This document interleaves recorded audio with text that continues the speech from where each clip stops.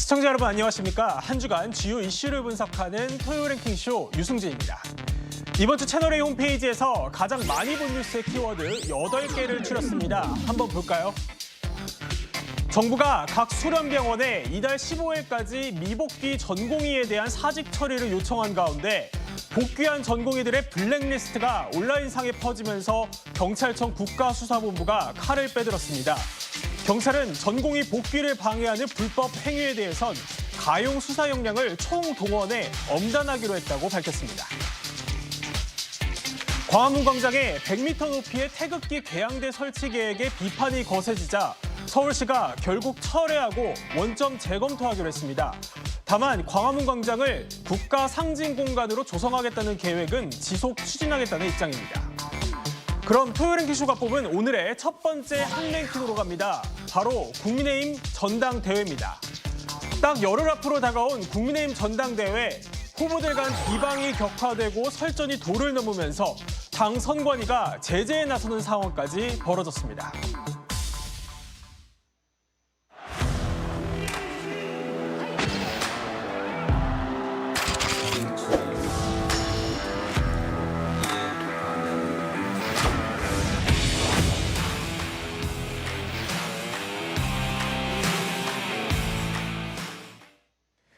네, 스튜디오에는 이현종 문화일보 논설위원, 최진봉 성공회대 교수, 이종근 시사평론가, 김수민 시사평론가 나오셨습니다.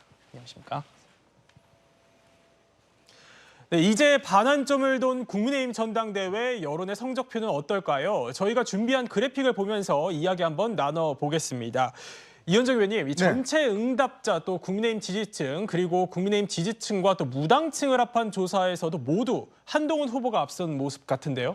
일단 뭐 반환점을 돌고 이제 10일밖에 남지 않았지 않습니까? 예. 아마 국민의힘 전당대회가 초기에는 상당한 컨벤션 효과가 있을 것이다라는 전망이 있었는데 네. 뚜껑을 열었더니 뭐 배신자 프레임부터 시작해서 문자 논란에 이어서 그렇죠. 선거를 고의 패배했다는 뭐 이야기까지 지금 나오면서 참 제가 역대 이런 전당대회 때를 많이 취재해봤는데요. 네. 그 볼 수 없는 굉장히 어떤 좀 이 자폭 이 전당대회를 할까요? 그런 이야기까지 언론에서 지금 명명을 하고 있을 정도로 굉장히 좀 이 마이너스적인 전당대회가 이루어지고 있는 것 같습니다.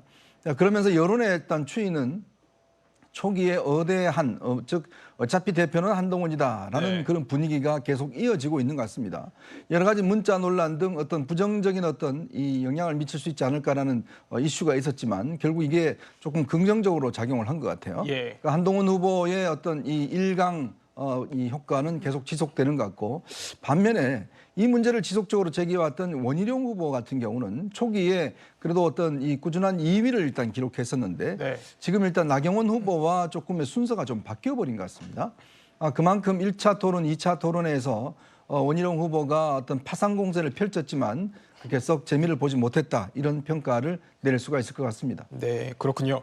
그런데요, 지난 2주간 이 한동훈 후보를 향한 경쟁 후보들의 공세가 사실 상당했는데 오히려 한 후보는 상승세를 보였고요. 반면에 원희룡 후보는요, 다소 하락한 모습입니다. 김수민 평론가님, 그럼 이 숫자에 나타난 민심은 어떻게 좀 해석을 해야 될까요? 네, 이번 한국갤럽 조사를 보면 뭐 보수층이라든지 60대, 70대라든지 또 영남권이라든지 이쪽에서도 원희룡 후보가 딱히 선전을 하고 있지 못한 그런 양상들이 많이 보이거든요. 이것은 국민의힘 전통 지지층 내에서도 원희룡 후보의 상승세 이런 것들은 있지 않았다라고 하는 거고, 오히려 나경원 후보에게 자칫하면 뒤처져서 2위를 하지 못할 수도 있는 이런 가능성도 이 여론조사만 봤을 때는 보이고 있습니다. 물론 당원 여론하고 일반 여론조사하고는 이제 똑같이 간다는 보장은 없기 때문에 이 점은 전제를 하겠고요. 다만 당원들도 여론조사를 봐가면서 시중 여론이 이렇게 움직이고 있기 때문에 누가 대표로 나가는 것이 경쟁력이 있겠다, 이렇게 판단을 하고 또 움직이는 당원들도 많이 있을 겁니다. 그런 의미에서는 현재 이 여론 추이는 원희룡 후보한테 결코 이제 이롭지 않은 그런 상황으로 치닫고 있는 것 같고, 그동안 있었던 일이라고 하면 이제 단연 돋보이는 것은 문자 논란이 될 텐데, 이 논란을 통해서 사실 국민의힘 당원들이나 지지층 중에서도 당정 관계가 원만하길 바라는 사람은 있겠지만 대통령의 수하처럼 되면 안 된다라는 생각하는 분들이 꽤 있을 거예요. 그쪽에서는 오히려 민심을 잃고 있는 게 아닌가. 현재 여론 추이로 봤을 때는 좀 그런 유추를 해볼 수 있겠습니다. 그렇군요. 이 나경원 후보와 원희룡 후보의 차이는 오차범위 내라는 점 다시 한번 정정드리고요. 국민의힘 전당대회 레이스는 점차 달아오르고 있습니다. 어제는요, 당의 최대 지지 기반이자 이 당원 비중이 가장 높은 대구에서 세 번째 합동 연설회가 열렸습니다. 그런데요, 이 자리에서 박근혜 전 대통령의 탄핵까지 거론됐습니다. 탄핵 다시는 있어서는 안 됩니다. 미우나 고나 우리 대통령입니다. 반드시 지켜야 되지 않겠습니까, 여러분? 박근혜 대통령과 당대표가 충돌하다 탄핵으로 우리 모두 망해봤지 않습니까, 여러분?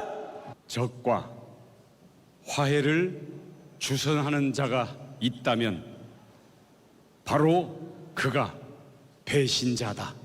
박근혜 대통령 명예를 회복시키고 과거 역사 우리 보수 대통령에 대해서 올바른 평가를 받게끔 제가 검사로 재직하면서 했던 임무들은 또 검사의 입장에서 한 것이었고요. 박 대통령님께 저는 대단히 죄송하게 생각해요. 네, 이종구 평론가님 들어보면요, 이 다른 후보들이 박근혜 전 대통령의 탄핵을 상기시키면서 이 당시 수사를 맡았던 한동훈 후보를 또 겨냥한 것으로 보이고, 한 후보는 또 들어보면 대단히 죄송하게 생각한다며 박 전 대통령을 향해 이런 표현을 했는데, 네네. 세 후보의 공세 그리고 이 한 후보의 발언은 어떻게 좀 들으셨습니까? 일단 세 가지로 지적하고 싶은 게 첫 네. 번째는 뭐냐면 이미 지금 한동훈 후보가 아니라 한번 겪어봤죠. 윤 대통령 케이스. 네. 그러니까 윤석열 대통령이 대통령 후보로 나왔을 때 또 똑같이 윤석열 후보에 대해서 같은 얘기가 나왔습니다. 네. 그러니까 지금 탄핵이 아니라 원래 특검이잖아요. 박근혜 국정농단, 최순실 국정농단의 특검으로서 지금 윤석열 대통령이 수사 책임자였고 그 밑에 한동훈 검사가 있었던 것이고, 그렇다면 한동훈 검사가 많이 지금 책임질 문제가 아니라 윤석열 당시에 수사 책임, 그러니까 특검에서 수사 책임을 맡았던 검사 역시 똑같이 그때 대통령 후보로서 같은 이야기를 비판을 받았지만 그 당시에도 논리는 이겁니다. 탄핵과 특검은 별개로 봐야 된다. 왜냐하면 시기적으로도 2016년 12월 1일 날 특검이 이제 임명이 됩니다. 그런데 탄핵은 그 전부터 추진이 돼요. 10월 달부터 탄핵이 얘기가 돼서 네. 당시에 태블릿 PC 얘기가 나옵니다. 네. 10월 24일 날 태블릿 PC가 나오면서부터 이 분위기가 확 반전되면서 심상정 의원 등 정의당 의원 등 18명이 당시에 비상시국 정치회의를 열고 특검은 이제부터 정치권에서 이야기해야 됩니다라고 시작을 하고 끝내 12월 9일 탄핵 소추를 합니다. 예. 그래서 그런데 지금 특검은 언제부터 시작이 되죠? 임명이 12월 1일이고 수사팀 뭐 다 꾸리고 하면은 12월 중순 때부터 수사를 시작합니다. 그러니까 특검 수사와 탄핵 소추는 별개의 문제고, 두 번째 지금 탄핵과 관련돼서 이렇게 목소리를 높이는 다른 후보들은 당시에 박근혜 탄핵에 어떠한 입장을 취했는지를 돌아봐야 돼요. 원희룡 제주도지사 같은 경우도 역시 당시에는 박근혜 탄핵을 찬성했던 입장이고, 또 나경원 후보 역시 그 바른미래당으로 가려다가 사실은 가지는 않았습니다만 탄핵에 대해서는 다른 입장을 취했습니다. 그렇기 때문에 이 두 가지로 미루어 봤을 때 어쨌든 이 공세가 한 번 있었던 공세, 그리고 만약에 그 한동훈 후보를 비판을 하려면 그럼 윤석열 대통령을 부정해야 되는 네. 그런 상황이 또 되니까 일단 이 문제가 그렇게 이 지금 전당대회에서 아주 중요한 변수로 작용하지는 않을 것 같습니다. 네, 중요한 변수는 아니라고 짚어주셨는데요. 그 과거 얘기를 좀 더 해보면 당초 전당대회 초반까지만 하더라도요, 한동훈 대세론, 그러니까 어대한 때문에 흥행 실패까지 우려가 됐었지만요, 지금 전당대회는 전혀 다른 양상으로 진행되고 있습니다. 앞서 TV 토론회에서도요, 뜻밖의 공방전이 펼쳐졌습니다. 김어준 또는 유인태 이런 분들이 한동훈 후보에 대해서 열렬히 지지하고 여기에 대해서 비판하는 사람들을 거의 집단 왕따 하듯이 공격을 하고 있습니다. 아니 김어준이 저를 지지한다고? 강남 좌파인가 이런 문제가 제기되는 경우가 있거든요. 원희룡 후보야말로 운동권 출신 아니었습니까? 극렬 저 운동권입니다. 저는 네. 운동권이었던 적이 없는데요. 최 교수님, 이 당대표 후보들 간의 TV 토론회를 들어보면 네. 색깔론 공세까지 나올 줄은 몰랐다, 이런 평가들이 나오는데 좀 어떻게 보셨습니까? 그렇죠. 색깔론 공세까지 나올 네. 줄은 생각을 못했었죠. 저런 얘기가 무슨 의미가 있는지 잘 모르겠습니다, 개인적으로. 아니 뭐 예를 들면 국민의힘의 의원들 중에요 노동운동 하던 분들 운동권 하던 분들 많이 있습니다. 그 네. 가신 분도 있고 또 뭐 당적 옮겨가면서 뭐 민주당이든 국민의힘도 왔다 갔다 하신 분들도 많이 있고요.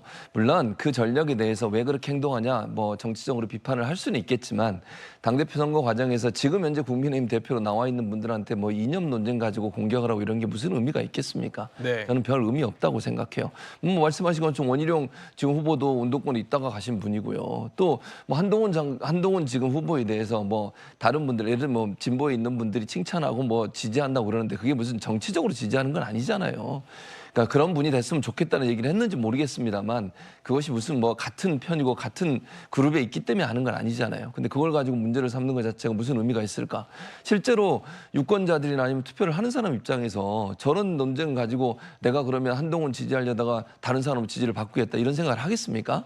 그러니까 저는 저런 모습이 도리 안 좋은 모습이다. 차라리 그냥 정책 경쟁을 하든 아니면 본인들이 주장한 어떤 주장을 하는 게 맞지 상대방이 뭐 누구랑 친하고 어디에 연관돼 있고 누가 어떤 발언했고 이거 가지고 그걸 운동권이나 아니면 색깔론으로 몰고 가는 것은요 전혀 전당대회의 목적과 맞지도 않고 전체적으로 전당대회가 흥행할 수 있는 부분에 찬물을 끼얹는 행동이다 이렇게 생각합니다. 그렇군요.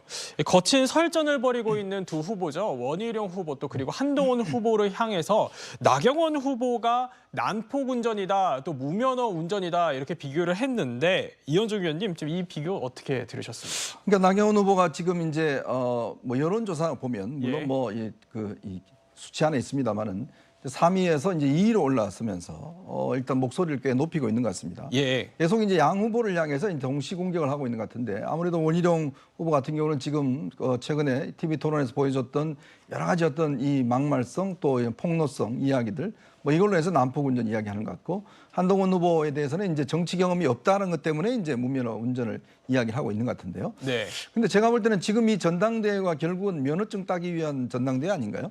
즉 당대표로서 집권 여당을 이끌어가기 위한 뭐 그런 어떤 면허증을 따기 위한 예. 그런 전당대회인데 뭐 좀 더 이 앞으로 돌리면 지난 대선 같은 경우도 마찬가지입니다. 자, 지난 대선에 윤석열 대통령을 뽑았지 않습니까? 예. 윤석열 대통령도 전혀 정치를 안 해본 분이거든요. 뭐 그것도 마찬가지로 무면허 운전이라고 이야기할 수 있을 것인가라는 그 의문이 드는 것이고 물론 뭐 비교 우위에 있다라는 것을 이제 상징하는 것인데 그리고 좀 전에 우리가 나왔던 이런 이 이념 공세 이야기는 제가 한번 짚고 넘어가야 될 것 같습니다. 진짜 이 우리 이제 탈이념 시대라고 이야기를 하고 있고요. 예. 그리고 이 보수라고 하는 정치적 지형이 점점 줄어들고 있습니다. 왜 그러냐면 지금 이제 아무래도 60대 이상 되는 이 분들이 이제 연령이 이제 높아짐으로 인해서 보수가 점점 더 이 범위가 좁아지고 있어요. 네. 그러면서 뭐 대략 한 4년 지나면 한 100만 명 되는 분들이 이제 지금 없어진다 이런 이야기도 있습니다. 그만큼 점점 이렇게 위축되어가는 보수를 확장해야지만이 더 예를 들어서 집권도 하고 선거에 이길 수 있는 것인데 점점 더 스스로 좁히자라고 하는 게 과연 이게 이익이 될까요? 저는 그 문제들. 왜냐하면 지금 이 국민의힘에는 예전에 노동운동 하셨던 김문수, 뭐 이재호 이런 분들이 다 여기에 이렇게 들어와서 하나의 형태를 형성하고 있습니다. 예. 자, 그런데 이제 와서 이 조금의 어떤 뭐 운동권 사람들하고 친하다고 이야기를 해서 당신은 좌파다라고 이야기를 한다 그러면 결국은 앞으로 선거 계속 지자. 이런 이야기밖에 저는 들리지 않습니다. 네, 전당대회 공세에 대해서 쓴소리들을 계속 주시고 계신데요. 윤상현 후보 얘기를 조금 해보죠. 윤상현 후보도 가만히 있지는 않았습니다. 총선 책임을 담은 백서 발간을 촉구했는데요. 한번 들어보시죠. 총선 패배한 지 3개월이 넘었는데도 공개적으로 어떤 당의 입장, 총선 패배 원인을 성찰하는 계기가 없어요. 그래서 이 당은 사실상 죽어있는 당이다 이렇게 말씀드리는 거예요. 총선 백서 발간이 빨리 이런 논란을 잠재우는 유일한 길이에요. 김순희 평론가님, 네.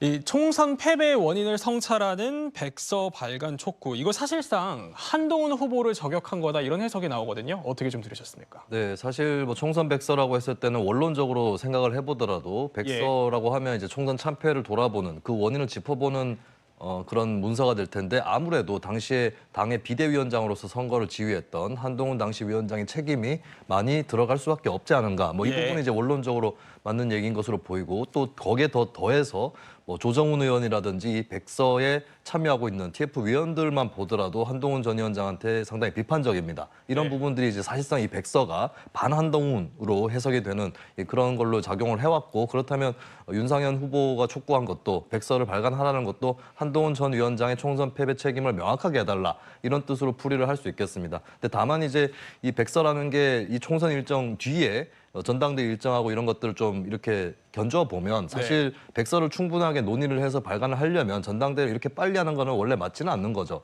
그런 상황에서 이게 전당대회 전에 발간될지 후에 발간될지도 확정이 안 됐고 오는 7월 15일에 백서 TF 측에서 비상대책위원회 쪽에 이걸 안건으로 좀 다뤄달라. 발간 시기는 위임을 하겠다라고 얘기를 했는데 뭐 언제 발간이 되든 간에 이미 전당대회는 닥쳐 있는 것이고 사실 어떻게 보면 한동훈 전 위원장 책임론이 국민의힘 내부에서 굉장히 강력하게 제기가 되고 지지층 내부에서도 거기에 동의하시는 사람들이 많다고 한다면 지지율이 현재 이만큼 나오지는 않았을 거거든요. 그런 의미에서는 이게 만약에 백서가 전당대회 전에 발간이 된다고 해도 선거에 크게 영향을 끼칠까 이 부분은 좀 의문으로 남아 있습니다. 그렇군요. 후보 간의 설전을 한 번 더 살펴보죠. 특히 가장 거친 설전이 오가는 게 원희룡 후보 또 한동훈 후보 간 충돌인데 이게 위험 수위를 넘어섰다 이런 평가가 나오고 있습니다. 그러자 추경호 원내대표가 직접 나서서 우려를 표명하기까지 했는데요. 들어보시죠. 요즘 우리 국민들께 제일 걱정을 많이 끼쳐드리고 있는 것이 대한축구협회와 국민의힘 전당대회라는 말이 들려옵니다. 선거보다 선거 이후가 더 중요합니다. 갈 때까지 가보자는 식의 막말과 진흙탕 싸움 선거라는 혹평을 듣지 않도록 당원과 국민의 눈높이에 맞는 선거운동을 전개해 주시기 바랍니다. 네, 이종구 평론가님 들어보면 이 원내대표까지 나서서 두 후보에게 경고장을 날릴 정도면 상당하다라는 거고 또 이 당 선관위가 처음으로 공식 제재에 나서기도 했다고 해요. 이게 당내 우려 상당한 것 같은데 어떻게 좀 보십니까? 예, 선관위가 이제 주의 시정 명령까지 보내는 그런 전대는 사실 제가 찾아봤는데 없더라고요. 거의 없었습니다. 그러니까 네거티브는 늘 있어 왔지만 네거티브의 도를 넘었다 지금 이렇게 표현되고 있고요. 네거티브가 무조건 나쁜 건 아닙니다. 그러니까 상대 후보가 안 되는 이유에 대해서 모든 사람들이 고개를 끄덕일 수 있는 정도의 그런 사안이라면 그건 지적을 해야 되겠죠. 하지만 저 사람은 무조건 안 돼만 부르짖으면서 내가 되어야 되는 이유를 제대로 설명을 안 하고 있다. 이것이 가장 큰 문제인 것 같고요. 그런데 문제는 이 당에도 있습니다. 선관위가 이제 뭐 계속 경고를 하다가 이제 주의 시정 명령을 돌입을 했지만 중요한 건 선관위의 지금 이 권위가 또 떨어져 있다는 거예요. 그렇구나. 정확하게 선관위가 미리미리 이런 부분들에 대해서 이 견인할 수 있는 그런 움직임을 먼저 했어야 됐고 두 번째는 뭐냐면 박종진 위원에 대해서 다시 받아들인 것. 이게 권위를 떨어뜨린 가장 큰 이유라고 생각을 하는데 선관위원은 진짜 중립이어야 되잖아요. 그런데 선관위원이 직접적으로 연판장을 주도했다는 어떤 의혹이 있었습니다. 그래서 자진 사퇴를 했잖아요. 그런데 그것을 그냥 경고로서 다시 받아들였습니다. 중립을 지켜야 될 선관위원이 특정 후보를 떨어뜨리기 위해서 연판장을 돌리려는 전화를 걸었다. 최소한 전화를 건 거는 자신이 시인했으니까 그렇다면 선관위가 당연히 어떤 엄중하게 책임을 물었어야 됐다. 근데 그걸 묻지 않고 그냥 당일 바로 자진 사퇴를 의사를 표시한 사람을 받아들이고 그대로 지금 선관위원으로 활동을 하고 있지 않겠습니까? 그때부터 저는 굉장히 어긋났다. 선관위가 이렇게 주의 시정 명령을 내리더라도 이것이 권위를 그만큼 인정받아서 다시 그것이 돌아갈 수 있겠느냐 하는 당내의 어떤 여론도 분명히 선관위가 받아들여야 될 것으로 보입니다. 네, 말씀하신 연판장 부분은 그 당사자의 또 반론도 있었다는 점 말씀드리고요. 이렇게 옐로우 카드를 받은 만큼 과연 과열 양상이 좀 잦아들까 싶습니다. 어제 합동 연설회를 보면요. 미리 배포된 한동훈 후보의 연설문에는 원희룡의 정치는 청산해야 할 구태 정치이고 또 승리를 위해 넘어서야 할 난관 그 자체다. 이런 내용이 포함이 됐었지만 실제 연설에서는 해당 내용이 빠졌다고 하더라고요. 최 교수님, 왜 빠졌다고 좀 보십니까? 아무래도 이제 선관위에서 이런 얘기를 한 것이 영향을 미쳤다고 생각해요. 아무래도 이제 선관위에서 경고도 하고 이런 부분들이 그렇게 좋게 보이지도 않잖아요. 그리고 한동훈 후보 입장에서는 가장 앞장서는 후보예요. 그러면 조금 더 네거티브보다는 본인의 정책을 최대한 얘기하는 게 맞다고 생각해요. 물론 본인에 대한 공격을 할 때 거기서 반응하고 그걸 뭐 반박하고 이런 게 해야 되겠죠, 해명이나. 그러나 같이 네거티브를 하는 건 별로 도움이 안 돼요. 1등하는 후보는. 그런 점도 작용했다고 보는데, 근데 이제 문제는 뭐냐면 이렇게 연설 과정에서 이걸 뺐는데 끝나고 나서 인터뷰할 때는 또 똑같아졌어요. 그래서 저는 이 후보들이 물론 그러니까 뒤에 쫓아온 후보들이 더 네거티브를 많이 하죠, 기본적으로. 왜냐하면 앞서간 후보를 끌어내려가지고 본인이 그 입지에 가야 되기 때문에 그렇게 하는 건데 그거 자체가 별로 도움이 안 된다는 말씀을 드리고 싶고, 이게 당내 선거잖아요. 네. 당내 선거에서 이게 너무 하게 되면 나중에 선거 끝나고 나서는 또 어떻게 할 겁니까? 이 앙금이 계속 남아있게 되면 이거 최근에는 뭐 이런 얘기까지 돌고 있어요. 예를 들면 뭐 한동훈 후보가 되고 나면 나중에 또 그걸 또 어떻게 하겠다 이런 얘기까지 돌고 있는 이런 마당이기 때문에 이렇게 되면 안 돼요. 이렇게 되면 국민의힘 어떻게 되겠습니까? 자중전에 빠지지 않겠어요? 그래서 저는 정말 좀 룰을 지켜가면서 뭐 문제가 있다는 부분을 지적하는 것 자체를 뭐라고 할 수는 없지 않겠어요? 네. 그러나 그것이 너무 과도하게 가거나 아니면 정치적 공세가 너무 심해져서 당 자체에 큰 혼란을 불러오는 것은 삼가하는 게 좋다. 그것이 당 전체를 위해서 필요한 거예요. 지금 당대표 뽑는데 무슨 한 사람을 어떻게든지 좀 안 좋은 상황으로 만들려고 하는 구도로 가는 것 자체는 저는 바람직하지 않다고 보고요. 네. 경쟁 자체가 당원들이나 국민들이 볼 때 좀 그 룰 안에서 규칙을 지키면서 하는 모습을 보여주는 모습을 보여줄 때 국민의힘이 더 신뢰를 받지 않을까 이렇게 생각합니다. 그렇군요. 두 후보의 생각은 어떨까요? 모두 선관위 경고를 의식한 듯요. 연설에서의 발언은 수위를 조절하는 모습이었는데 또 장외에서는요. 치열한 설전이 이어졌습니다. 당의 경고 움직임에 대해서도 두 후보는요. 공방을 이어갔습니다. 판단은 그냥 기계적 균형을 맞추는 것 같은데요. 학폭 있을 때 가해자와 피해자가 있으면 그냥 다 경고합니까? 제가 공격하고 하고 있는 것이 전혀 없지 않습니까? 대답 않겠습니다. 무슨 피해자가 가해자인가요? 자꾸 그런 프레임으로 하면 자꾸 아직도 검사인 줄 아시고 그러시는데요. 정치 검사와 다릅니다. 네, 김수미 평론가님 들어보면 한동훈 후보는 본인이 피해자다 이런 점을 좀 강조한 것 같고 원희룡 후보는 아직도 검사인 줄 아느냐 또 이렇게 장외에서 직격을 해요. 어떻게 좀 들으셨습니까? 뭐 한동훈 후보가 얘기한 피해자라는 단어가 정치인으로서 특히 이제 대표직을 맡을 수도 있는 정치인으로서는 조금 과장된 그런 수사는 아닌가, 좀 피해의식이 강한 거 아닌가 이렇게 여겨질 수는 있고, 그런가요?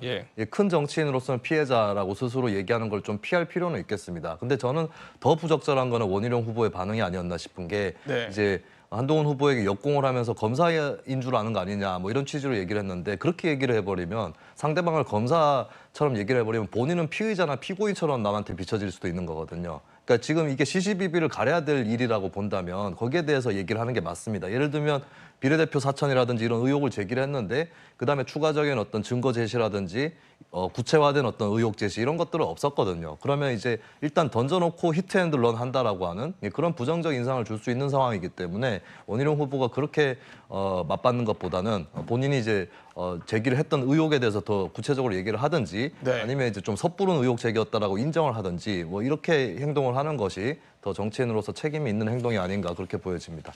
그렇군요. 이종우 평론가님, 그런데요. 이 당 선관위 제재를 받은 두 후보 모두 이의 신청을 했어요. 그럼 이 지금 분위기 좀 쉽게 가라앉진 않을 것 같은데요. 그렇습니다. 지금 뭐 아까 싱크에서도 보셨지만 사실 양 후보 다 받아들일 어떤 준비가 되어 있지 않고 또 자신이 강변을 하고 있고요.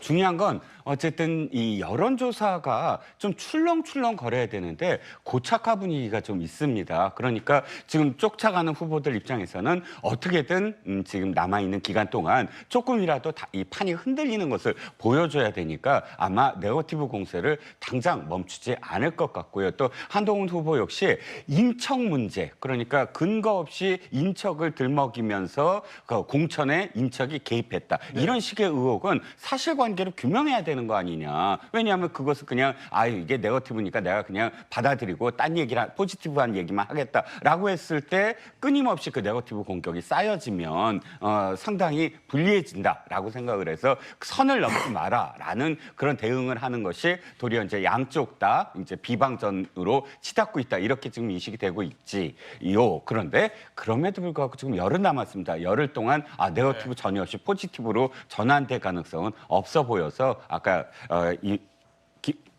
이현정 의원이 말씀하셨듯이 자폭 지금 전대가 아무래도 끝일 것 같지는 않습니다. 예, 뭐 자폭 전대에다 네거티브가 과열되고 있다 여러 평가들이 나오는데요. 이제 딱 열흘 앞으로 다가왔습니다. 국민의힘 전당대회 어떤 방향으로 흐를지는 조금 더 짚어보기로 하고요. 저희는 다음 주제로 넘어가 보겠습니다.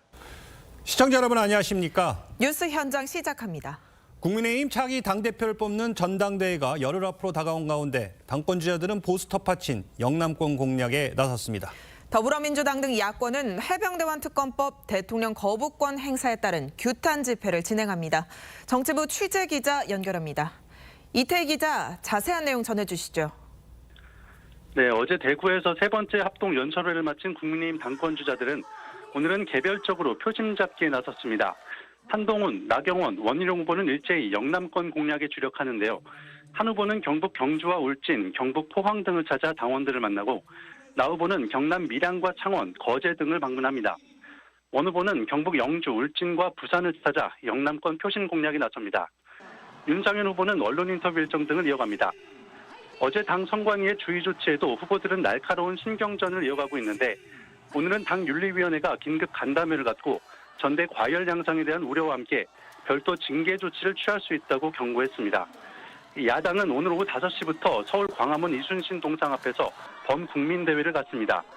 해병대원 특검법의 대통령 제1요구권이 행사된 것을 두고 공세를 집중하는 겁니다.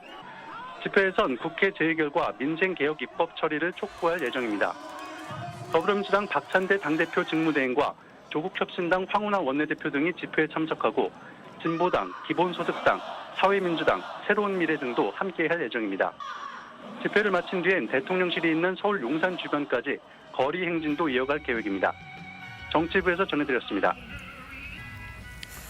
국민의힘 전당대회가 열흘 앞으로 다가온 가운데 당권 주자들은 주말에도 표심 잡기에 분주합니다. 불법 대북 송금 등의 혐의를 받는 김성태 전 회장이 유죄를 선고받으면서 이재명 전 대표에 대한 사법 리스크도 커지고 있는데요. 정치권 쟁점들 전문가분들과 하나씩 짚어보겠습니다. 네, 윤기찬 국민의힘 법률위 부위원장, 김현주 시사평론가, 장현주 민주당 법률위 부위원장, 성치훈 민주당 정책위 부의장 나오셨습니다. 안녕하십니까? 안녕하세요. 네, 첫 번째 주제 보겠습니다. 오늘 나경원, 원희룡, 한동훈 후보는 경북, 부산, 경남 지역을 방문해 당원들을 만납니다. 윤상현 후보는 언론 인터뷰를 통해 당권 레이스를 이어가고 있는데, 자 오늘 뭐 새 후보가 영남권을 공략하는 거 어떻게 보면 당연하다고 봐야겠죠. 그렇습니다.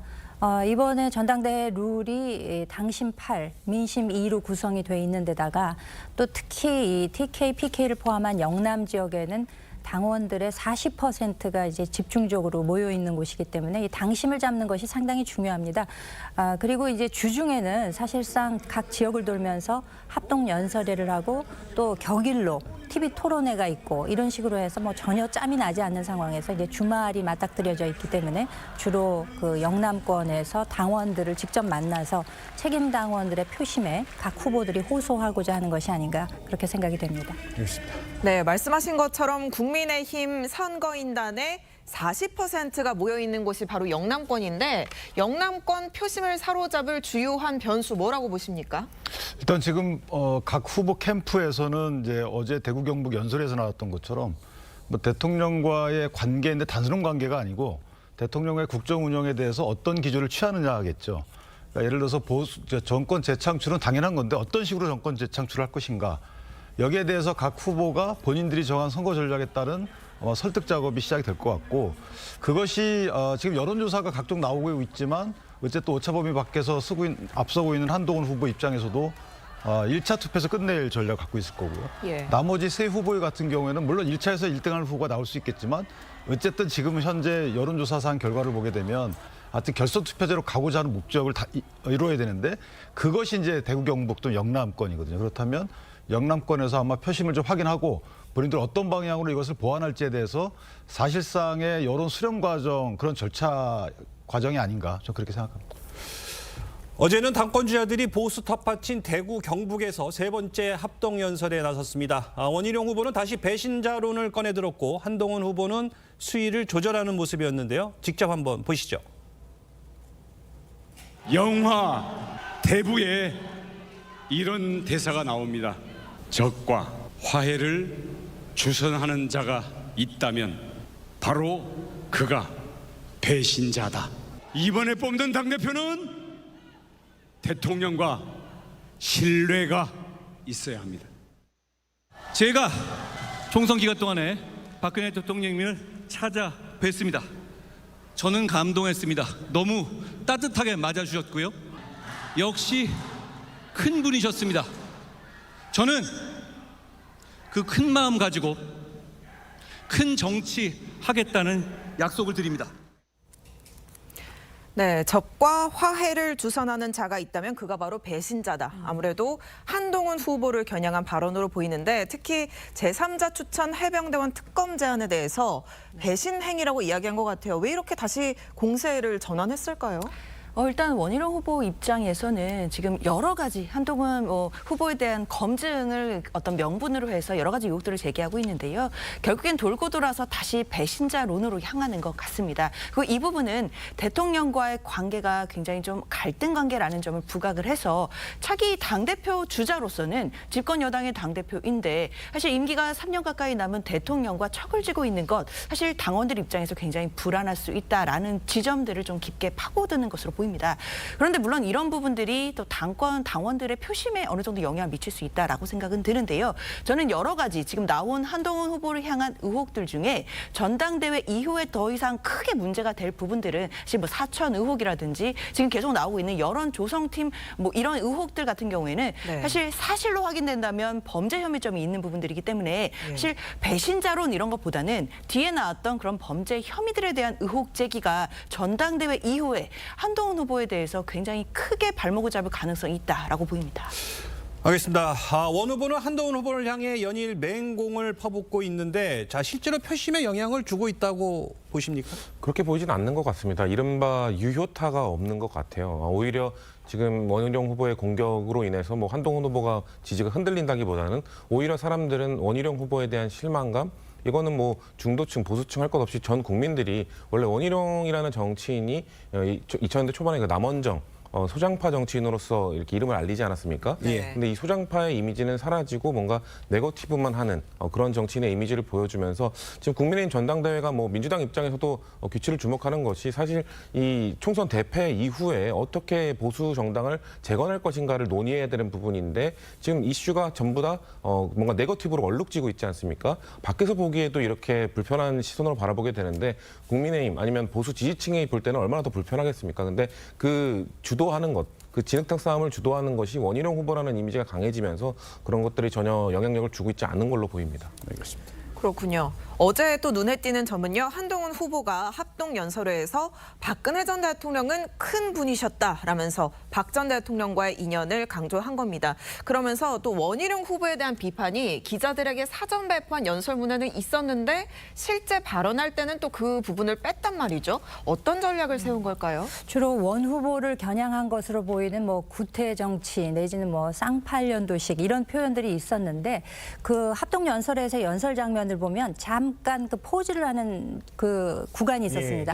아마 거기서 전략적으로 본인이 현장에서 판단해서 그 부분을 드러내고 주로 그 표심에 호소할 수 있는 내용들만을 담은 것으로 보이는데 저는 전략적으로 주요한 판단이 아니었나라고 생각이 됩니다. 왜냐하면은 지금 사실 여론조사의 결과만을 놓고 본다면은 상당히 앞서 나가고 있는데 굳이 일일이 맞대응을 하는 날카로운 모습을 보일 필요가 있느냐라는 지적이 있거든요. 네, 그런 점에도 좀 기반을 하고 또 특히 TK 지역에서는 이 박 대통령에 대해서 아주 그 뭐랄까 특별한 그 정서가 있거든요. 그렇죠, 뭐 무슨 뭐 이제 동정 여론이라고 할 수도 있겠고 여러 가지 복합적인 그런 심정이 있는데 사실상 그 수사를 맡았던 검사라는 측면에서 구형량이 지나치지 않았느냐. 이런 내용들이 실제 TV 토론에서도 나오곤 했었거든요. 지난번 2차 토론에서는 아무리 본인이 공직자로서 검사의 입장에서 일을 다 한 것이라 하더라도 직무상 한 일이라 하더라도 내심으로는 미안한 마음을 가지고 있다라는 점을 표현하기도 했었거든요. 그렇기 때문에 특히 TK의 그 민심에 부합하면서 지나친 공격을 자제하는 이런 행보를 보이고 있는 것이 아닌가라고 생각이 됩니다. 알겠습니다. 이 배신자란 비난에 대해 김종인 전 국민의힘 비대위원장은 윤 대통령과 한 후보의 관계를 이렇게 전망했습니다. 들어보시죠. 한동훈 지금 후보는 그런 생각이 없으면은 대표 출마도 안 했을 거예요. 한동훈이가 대표가 되면은 대통령을 배신할 거라고 그러는데 예. 아까도 말씀드렸지만 배신을 할 수가 없어요. 윤석열 대통령이 잘 돼야지 그다음에 다음 대통령 선거에서 희망도 가질 수 있는 것이지. 네, 기억하시겠지만 김종인 전 비대위원장 윤석열 대선 후보에 대해서 별의 순간이라는 표현을 썼었는데 한동훈 후보에 대해서는 별을 보려고 한다라고 이야기했습니다. 그러면서 윤 대통령을 배신할 수 없다고 했어요. 윤한 갈등 관계가 앞으로 좀 어떻게 전개가 될 거라고 보십니까? 저게 이제 가장 큰 그 포인트인데요. 네. 제가 볼 때는 글쎄요, 뭐 당선 이후에 어떤 식의 해법이 나올지 모르겠지만 일단 지금 그런 한동훈 후보가 입장 전환을 좀 해야 돼요. 그러니까 최상병 특검의 제3자 추천론 이 부분도 일부 후보가 얘기했듯이 사실 그게 진위는 좋겠지만 사실은 이게 이제 민주당에 이용당하는 측면으로 작용할 수가 있거든요. 예를 들면 경북경찰청에서 수사 결과가 나왔으면 거기에 부합하는 태세 전환이 있어야 되는데도 불구하고 그거는 지금 전혀 고려 없이 엊그제 토론 보니까 아직도 그 제3자 특검론을 유지하고 있단 말이죠. 그러니까 이런 것들을 볼 때 물론 당정 관계가 좋아지는 것이 당원들이 전부 바라는 바입니다. 그런데 아직까지 한동훈 후보가 태세 전환에 이르지 않기 때문에 아직까지도 지금 원 후보나 나 후보가 저렇게 공격성 발언들을 하고 있는 거다. 저는 이렇게 봐서 사실은 좀 조건부라도 한동훈 후보가 예를 들어서 이 특검론은 아직까지는 무용하다. 뭐 경북경찰 수사 결과 나왔기 때문에 그리고 그런 측면에서 보면 태세 전환적 발언이 나오게 되면 당원들 입장에서도 조금 안심하는 이런 정도의 전당대회가 되지 않을까 이렇게 생각합니다.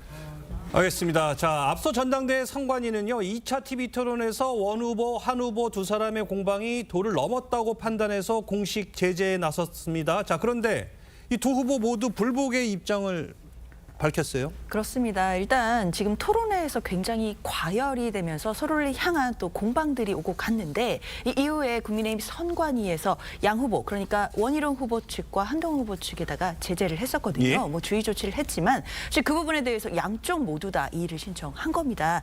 결국 이제 한동훈 후보 측에서는요.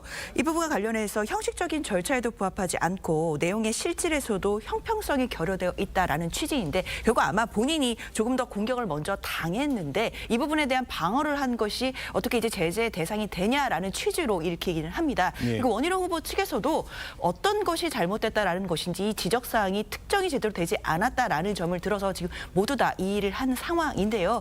결국에는 선관위가 나서서 어느 정도 이 과열된 양상들을 진정시켜 보려는 노력들이 있었던 것이지만 이 노력들이 별로 지금 효과는 없는 것으로 보입니다. 앞으로 남아있는 토론회와 그리고 전당대회 과정에서도 원희룡 후보와 한동훈 후보의 어떤 정치적인 공방이라든지 날선 이야기들 계속 나오지 않을까 생각됩니다.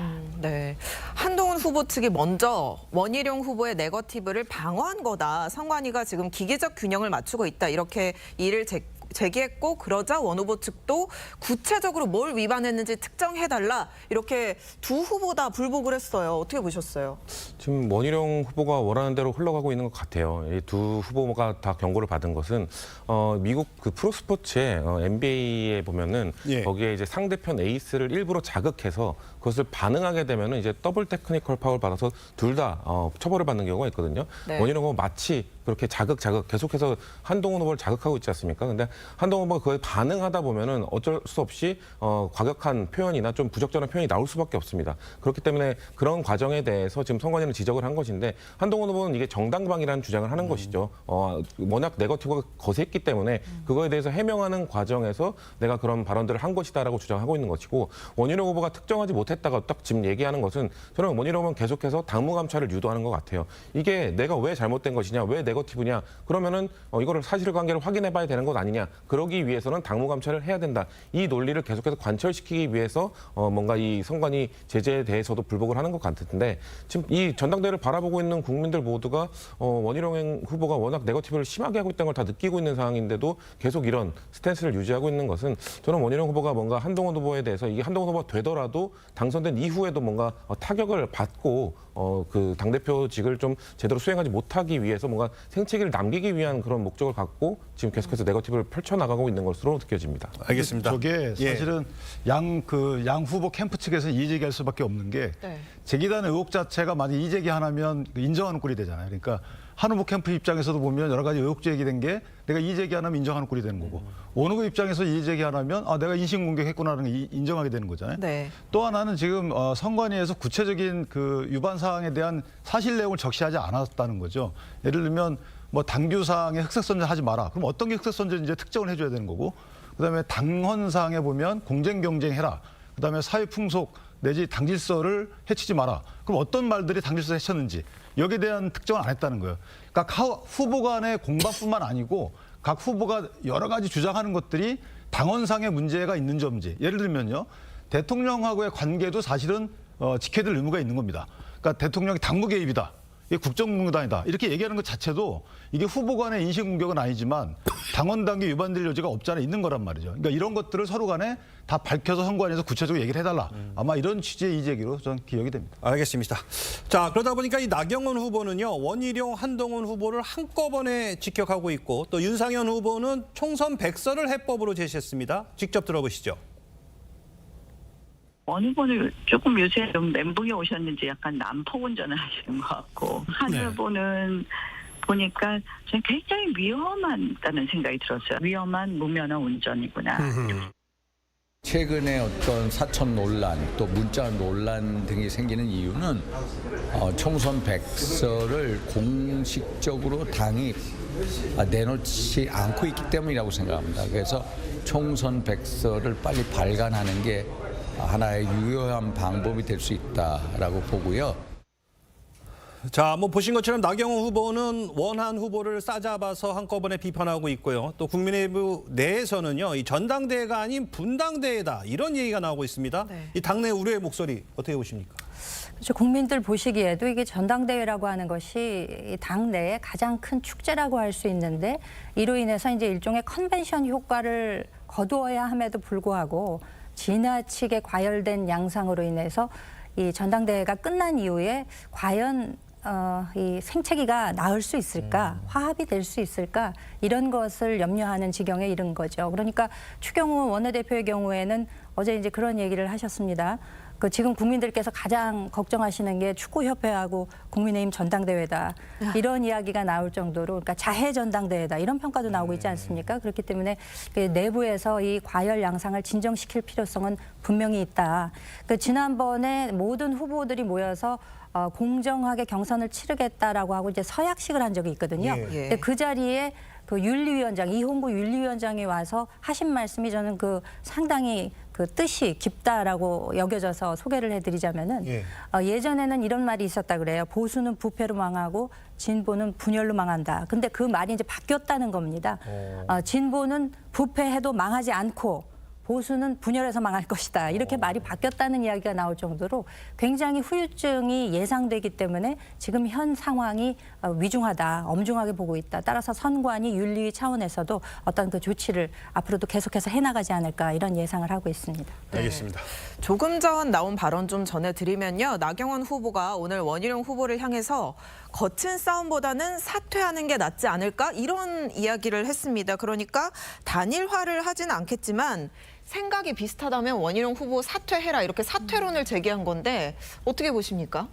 글쎄요, 저 좀 이르죠. 아직은. 그러니까 저게 이제 일단 단일화의 좀 변형이라고 보는데 왜냐하면 지금 여론조사상에 두 후보가 합치게 되면 1위 후보와의 오차범위 바뀌다. 예를 들어서 이런 식의 여론조사 결과가 계속 나오게 되면 저런 이제 여론이 형성이 되겠지만 저게 지금 제가 볼 때 나 후보는 상당히 전략적으로 움직이시는 것 같고 한 후보 입장도 상당히 전략적인 것 같아요.